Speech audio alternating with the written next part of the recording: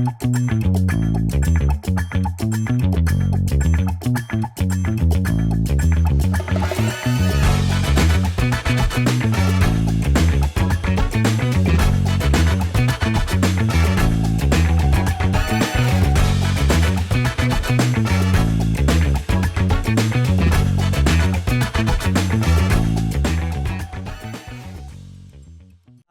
is awesome to kick off GreenFin Day 2. I'm Taylor. I'm a co-founder of Watershed. We build climate software to help companies like Walmart, financial institutions actually get to net zero. And one of the joys of this work has been working with Mark Carney, who is a 5-star general. He's an architect of the climate finance movement. He is the founder of the acronyms that matter, TCFD, GFANZ. And welcome, Mark. Thank you, Taylor. Thank you, Grant, for that promotion. As a general, never quite saw myself as that, but very much looking forward to the conversation. Now, Mark, are we able to see Mark? Yes. Yes, awesome. I can't see Mark. You can see Mark. You guys are lucky. Last year was the year of pledges, and a lot of people in this audience work for organizations that made net zero commitments, made GFANZ commitments. What have they all signed up for? What comes next? Yeah, I think it's hugely important to drill down. So net zero 2050, that's table stakes. Fair share of decarbonization of your portfolio emissions, your financed emissions by 2030. If you're a bank, many banks in the room, I'm sure, 5-year decarbonization plans within 18 months of signing up, annual reporting for everybody, PCAF standards. It's a lot, and it's a big shift. And if I can make one other point, is that it's mutually reinforcing, because you have lenders, investors, you have financial data providers, and you have the regulators, whether it's the NGFS, the 100+ central banks, and of course the securities regulators like the SEC, and disclosure standard providers like the ISSB, all coming together and basically asking for the same thing. So people have signed up for a lot, and now we're into translation of commitment into action. And what's going to be the hardest part of that? Like, what is the action that needs to happen this year to make those pledges actually real? Yeah, well, and just to tee up that translation is GFANZ in the middle of the month, and a number of people I suspect in the room, virtually and physically, worked on this to make it a possibility. We've just issued a big consultation on what those plans, those net zero plans for financial institutions, should look like, what we're asking of companies, what are the right sectoral pathways, how to conduct managed phase out, and by the end of the summer, how to refine approaches to portfolio alignment. And if I bring all that together, at least from my vantage point, what's the hardest thing? Well, one of this operationalizing is moving from estimates and scores to real emission data. Very quickly, given the importance of this, moving from 10,000 feet down to the ground level. I think as well, moving from targets to actions by portfolio companies, the companies that you're either lending to or investing in. And very soon, I mentioned a moment ago, portfolio alignment. All financial institutions and stakeholders in those financial institutions are going to be looking at how well aligned are our portfolios to the transition. So that requires an assessment of the credibility of those transition plans of portfolio companies. I think in the end, in many respects, that's going to be one of the challenges because we want to get capital to companies that are providing the solutions, that are getting emissions down, and there's a forward-looking element to that, which requires some judgment based on hard, granular data, as I say. And then I guess the last thing which all institutions face, and we're on continuum from passive through to control ownership, is how hands-on to be in terms of requiring specific emission reduction initiatives of companies, or to what extent is it laying out clearly the objectives, the measurement, and then the portfolio management that with the expectation that drives the underlying change. Of course, the answer is somewhere in between. We need the whole financial ecosystem working on this in order to get things moving. And let's talk about that action piece, because ultimately this is not just about issuing a bunch of TCFD reports. This is about companies deploying clean power, changing supply chains. It's about kind of real action by companies on the ground. Now, if you're a financial institution, you've got a lot of leverage, you've got a lot of influence, but often not a lot of operational control. What is the thing for institutions, for investors, for asset managers to do to actually get to the ground level and like make those actions happen at portfolio companies?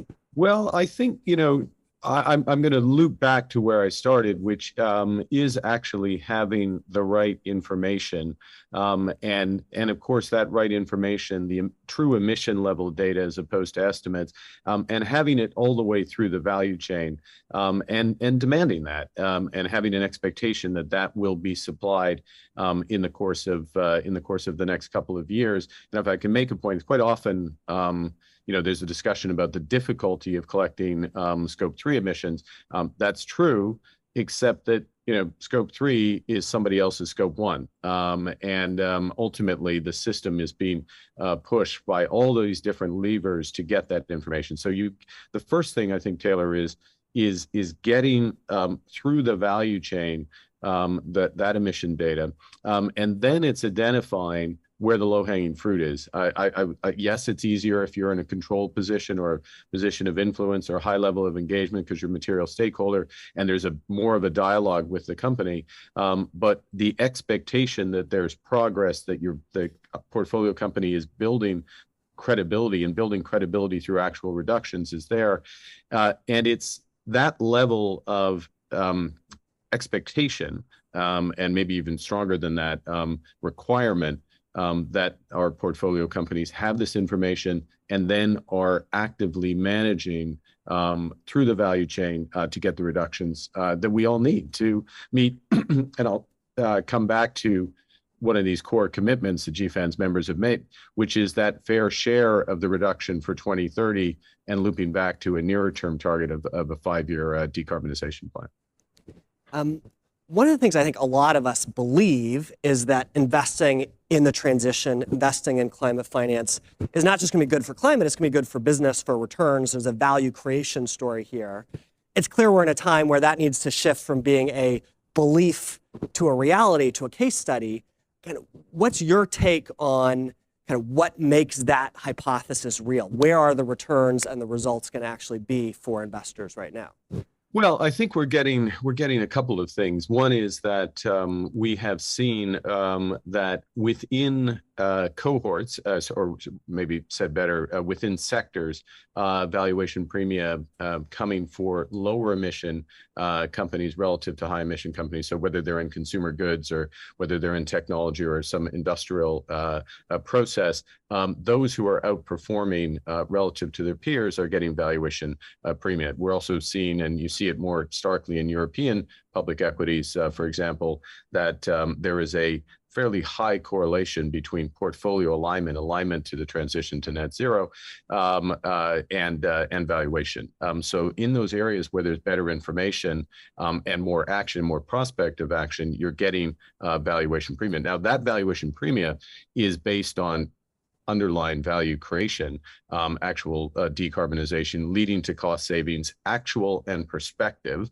The perspective being because of the gradual ratcheting up of climate policy, whether it's where the ETS is going, where carbon price is going, where regulation is going. For example, if you're not aligning towards net zero and you're a tier 1 auto parts supplier or an OEM with a major European footprint, you are not going to create value because of the regulations in place. So what I think we get is, as a consequence, we want the data, we want it across portfolio as much as possible, and driving these decarbonizations by the initiatives by the companies. And again, granularity makes a difference, and in the end also makes a difference to the corporate decisions that are being made. And if I can just reinforce that last point, at least in my experience, it has been that when companies really have the information, that they trigger greater action.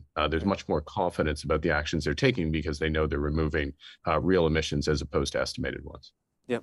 And I think that's the thing that's going to happen over the next couple of years, is we've shifted from this kind of top-down estimate to the returns. The results are going to come from the companies that actually change their businesses in a way that decarbonizes fast.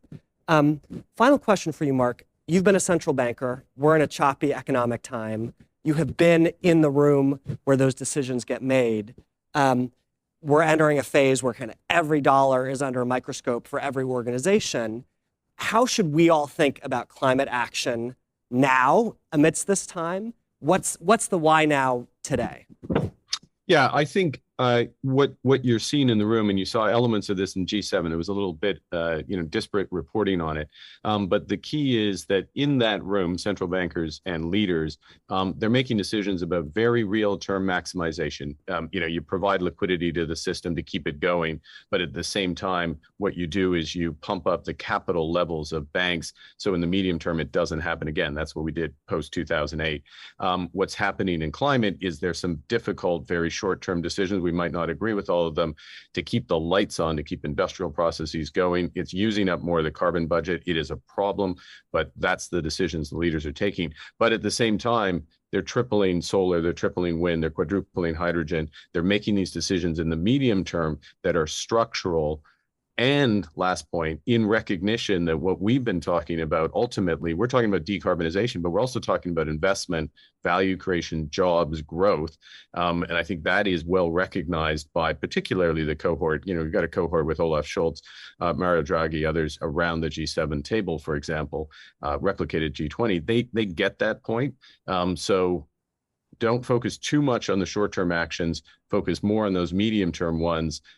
Last point, I said the last one was going to be the last point, and we're out of time, is that they're reliant on the financial sector to do what we've said we're going to do to get this emissions data, to help portfolio companies do the investments in order to move forward, and relying on it not just for the planet, but candidly for the medium-term growth strategy of major economies.